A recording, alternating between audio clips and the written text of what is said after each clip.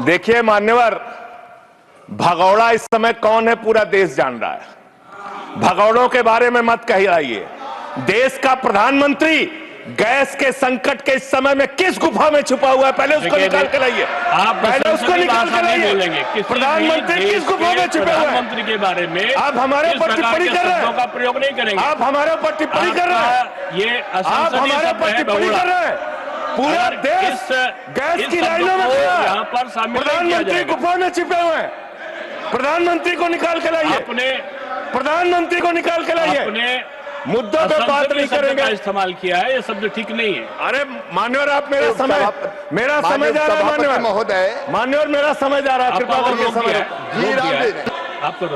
जी राम जी पर रात को 1:30 बजे तक मैंने चर्चा सुनी और जब उत्तर देने की बारी आई तो विपक्ष भाग गया था। इसलिए मैं निवेदन कर रहा हूं कि रहना जरूर, एक एक चीज का जवाब दूंगा, एक एक चीज का। दूसरी चीज है, जो भगोड़ा शब्द है उसको उसमें शामिल नहीं करेंगे। जी मान्यवर, बात करते हैं ग्रामीण विकास की। आप बात कर रहे हैं उज्ज्वला स्कीम के तहत 8 से 10 करोड़ सिलेंडर गांव में आपने बांटे हैं और 10 से 11 करोड़ सिलेंडर के कनेक्शन लोगों ने अपने आप से लिए हैं। 21 करोड़ सिलेंडर के कनेक्शन गांवों में हैं। मैं आपके माध्यम से इस सरकार से पूछना चाहता हूं, मध्य एशिया के अंदर जो युद्ध चल रहा है इजराइल और अमेरिका और ईरान के बीच में, आप क्यों इजराइल की चमचागिरी में खड़े हो गए, जिसके कारण से हिंदुस्तान को आज गैस का संकट भुगतना पड़ रहा है। पूरा देश लाइन में खड़ा है, गांव लाइन में खड़ा है, शहर लाइन में खड़ा है, एक एक इलाका लाइन में खड़ा है। होटल बंद हो रहे हैं मान्यवर, मोरवी के अंदर गुजरात में टाइल्स की फैक्ट्रियां बंद हो रही है मान्यवर। आपने क्या हालत की है। आप राज्यों के साथ न्याय नहीं करते, आप ग्रामीण व्यवस्था के साथ न्याय नहीं करते। आपने बनारस के अंदर 4200 एकड़ जमीन वहां के किसानों की जबरन कब्जा की।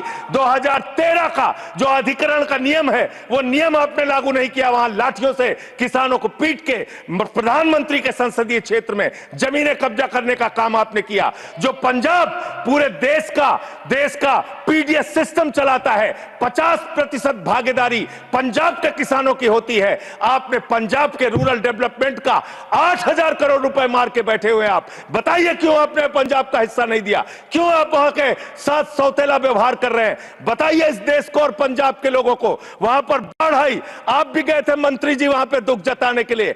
आपने वहां की भयावह परिस्थितियों को देखा था, बावजूद इसके 1600 करोड़ रुपए की मदद आपने घोषित की थी। 16 पैसे आपने पंजाब को नहीं दिए, 16 पैसे। यह आपकी दुर्भावनापूर्ण नीति है जो राज्यों को भुगतनी पड़ रही है, जो देश को भुगतनी पड़ रही है। और ग्रामीण विकास के नाम पर आपने इस देश के गांव में रहने वाली जनता को लगातार धोखा देने का काम किया है, लगातार उनको ठगने का काम किया है। चाहे वो आंगनबाड़ी की स्कीम हो, आंगनबाड़ी की कार्यकर्ता हर काम में उनको आप लगा देते हैं, लेकिन आप उनको पैसा देने के नाम पर आपको हंसी आएगी, हंसी आएगी, हंसी आएगी।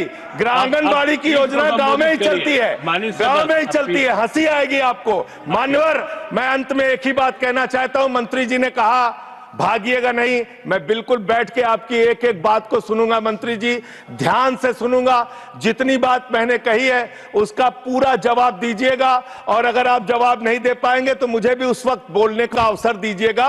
आप ही अकेले बोलने का अधिकार रखते हैं, ऐसा नहीं होना चाहिए। और दूसरी बात मान्यवर, दूसरी बात, इस समय भगौड़ा कौन है, ट्रंप की गुलामी कौन कर रहा है, पूरा देश देख रहा है।